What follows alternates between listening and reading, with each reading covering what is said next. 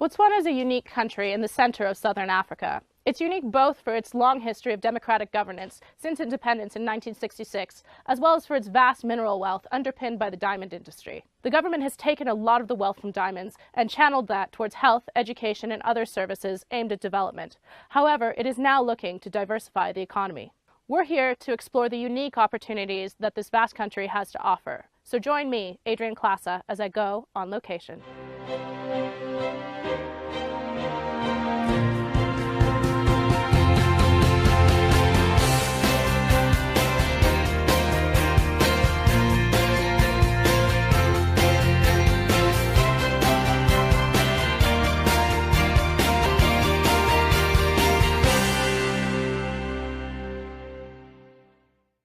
Known for its mineral wealth and nature reserves such as the Okavango Delta, this is the world's most sparsely populated country. At independence, it was also one of the world's poorest. Progress has been made since then. Botswana has achieved steady growth and become a middle-income country. However, stubborn pockets of poverty remain, particularly in remote, rural areas. With unemployment still high, the government is now looking to promote a broader range of sectors.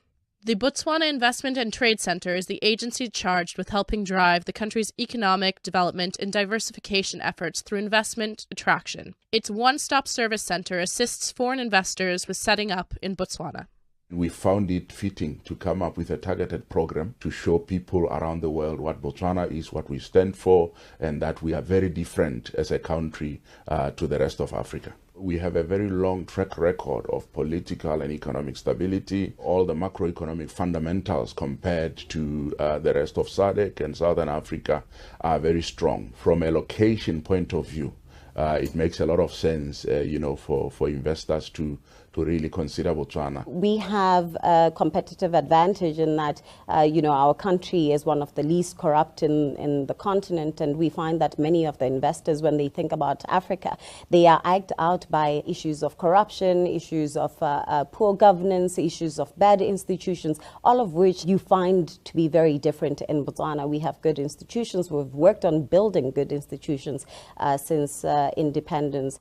Indeed, Transparency International's Corruption Perceptions Index for 2018 ranks Botswana 34th out of 180 countries globally for the cleanness of its public sector, one of only 2 African countries to appear in the top 40. With this solid foundation to work from, diversification is now the watchword across the government. Creating quality jobs for young people is the priority. In order to deal with youth unemployment, it's a cross-cutting issue. You have to deal with it at the highest level and ensure that every ministry, every government department and the private sector are aware of what the transformation agenda is and that they know what their role is supposed to be. With such vast mineral wealth, increasing Botswana's role in the mining industry's value chains is seen as low-hanging fruit. We're still looking around mining, and you may be surprised. Why mining? Because you've been trying to diversify away from mining. For us, it's about beneficiation. How much of the downstream processing can we retain in Botswana? Botswana really is the beating heart of De Beers Group. De Beers has been in Botswana for 50 years, and we are in an equal partnership with the people of Botswana. It's been a remarkable journey for us. The 2 great diamond mines of Botswana, Orapa and Jwaneng, were both found in the late 60s and early 70s.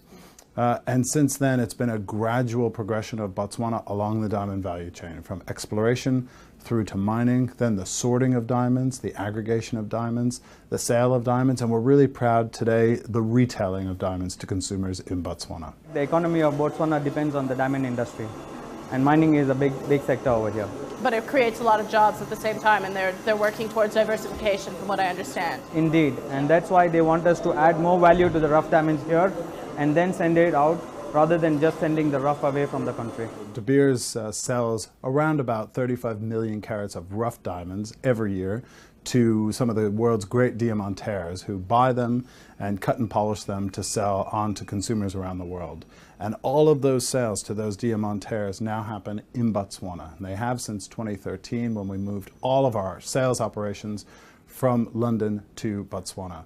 And so 10 times a year, every 5 weeks, we have the world's great diamantaires come from India, come from Israel, come from New York, come from China, come from Antwerp, into Botswana, which has really become a center of gravity for the diamond world. So we have got almost about 200 locals here, and we have about 50 odd expats who are here to train the locals and develop the skills and try to get a good production out of it. Setting up of business wasn't a challenge. It was the availability of skilled labor which was a major challenge for us. That is why we brought in the expats from India and to transfer the skill and development of the local people. So now that has become our strength eventually. Capturing more value from mining is only part of the story. As in other countries across Africa, manufacturing is another major focus. Economists and policymakers are keen to encourage manufacturing as a way of creating jobs and keeping more wealth here at home. Botswana is no exception. We visited a car parts manufacturing plant as well as a textile mill to see the kind of work that they do every day. Outside of the extractive industries, we're also looking at high value-add industries. We have had a few pockets of automotive component industries here that we're really looking at developing. We're here to visit Pastec, an automotive component manufacturer recently relocated across the border from South Africa to Botswana. We manufacture wiring harnesses for the automotive industry. Those wiring harnesses are actually taken across border, exported into South Africa. Volkswagen in Port Elizabeth and Renault and Nissan in Rosslyn, just outside Pretoria. So those are our three main customers. We've got a training center where at the induction stages people are actually identified and they go through the full induction process, and then before they go onto the lines they actually go through a whole training process where they are taught all the intricacies in terms of wiring harnesses, cutting and crimping, the manufacturing process, and they are continually evaluated on a skills matrix where we have ILU charts up when people are actually maintained to a certain skill level. I asked Willem why Pastec had chosen to relocate to Botswana. It's labour stability, it's got a pro-business framework. Safety and security in Botswana is extremely well. It actually ranks about third in Africa. We actually import all our products through the South African ports. It gets trucked into Botswana, and there's really no issues in terms of the whole logistics chain is actually quite well maintained. So the roads are in good condition. So whatever we bring in here is virtually instantaneously available for us. For manufacturing, generally it's a corporate tax rate of about 15%, but we do have special economic zone, and one of the special economic zone is in the Silibe-Pique area. That's towards the eastern part of the country, at the Horn, but not the Ethiopian Horn. And that one, the tax rate is about 5% for the first 5 years and then 10% thereafter. So that is one of our lowest tax rates that we offer. Industrial manufacturing is one piece of the puzzle. Agro-processing is another important subsector, and one that is essential to spurring job creation in rural areas. The beef industry in Botswana is big business. The country boasts about 2.5 to 2.8 million heads of cattle. But other segments of agro-processing are growing as well. We produce cold-pressed sunflower cooking oil, and we also produce bread. We are distributing all over Botswana. You can find our products from Woolies, Woolworth, Superspars, Choppies, Sifelana, and etc. We have a couple of businesses. Our main line of business is natural resources. And natural resources is basically the devil's claw, which you see behind me. It is a traditional medicine, well known for ailments like arthritis and rheumatism.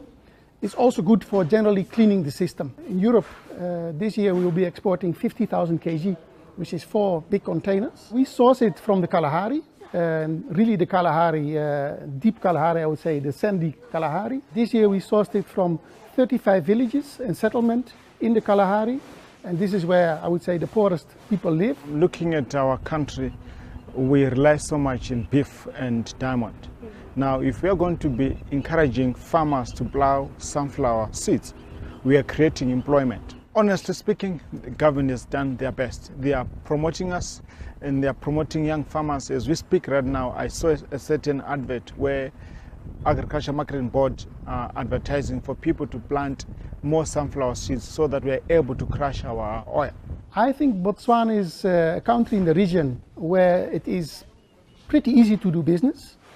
I'm not saying it's a joyride, yeah, but it is easier than many of the other countries in terms of how the government operates. I would say transparency of how you can work here. And yeah, I think generally the operating environment is pretty good. While industry continues to grow, outside of the mining sector, services drive the Botswanan economy. Boasting natural wonders including Chobe National Park and the Okavango Delta, the tourism sector has long been a pillar of the Botswanan economy. However, business and financial services now account for about 17% of GDP. The financial sector in Botswana is still relatively small, reflecting the small size of this market of 2 million people. That being said, some attractive incentives are on offer for those who join the financial center, and there is a capital market hosted here in Gaborone.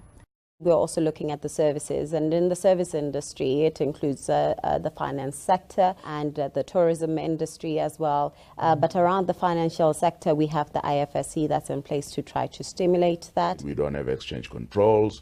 We have very strong sovereign credit ratings. It becomes very easy for somebody to raise their capital from a stable base like Botswana.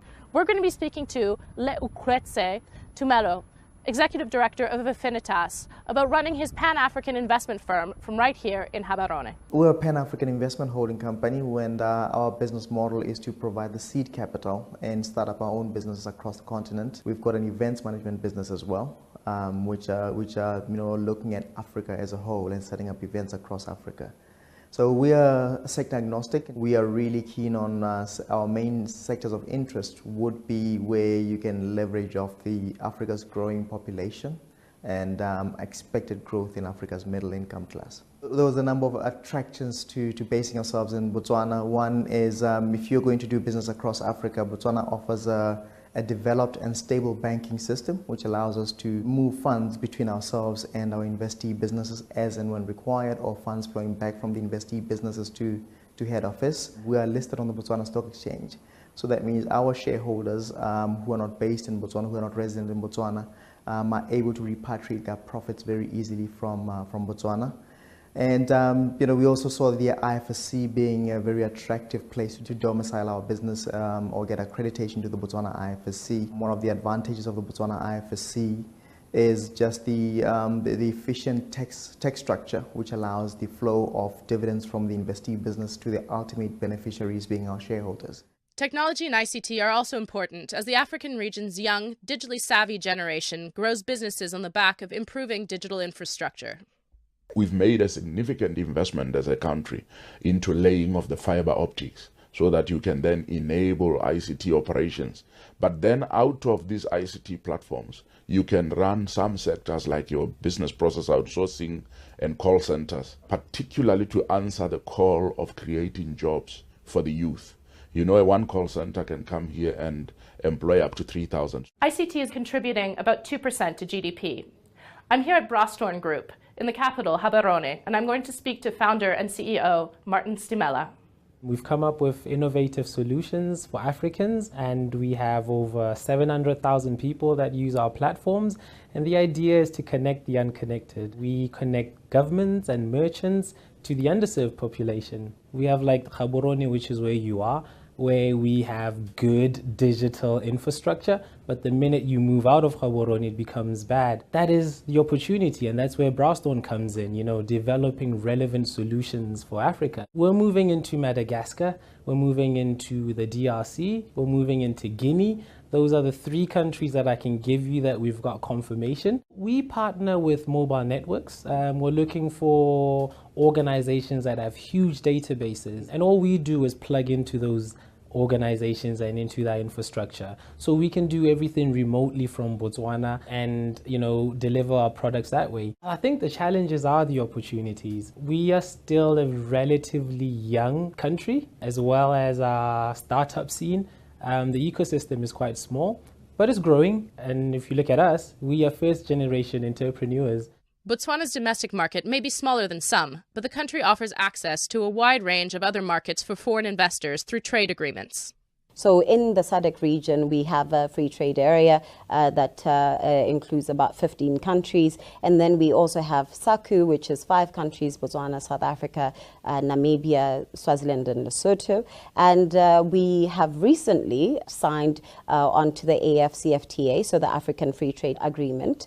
And that will really open up Botswana to the rest of the continent, including some of the biggest economies of Egypt Egypt and in West Africa, Ghana and so forth. Botswana has really good relations with a lot of countries outside of the African continent, and we are party to the AGOA with the US, and we have an agreement with Mercosur in Latin America, and we are building our relations with China as well. From a distribution point of view, it becomes very, very convenient to access any country in the SADC region from Botswana.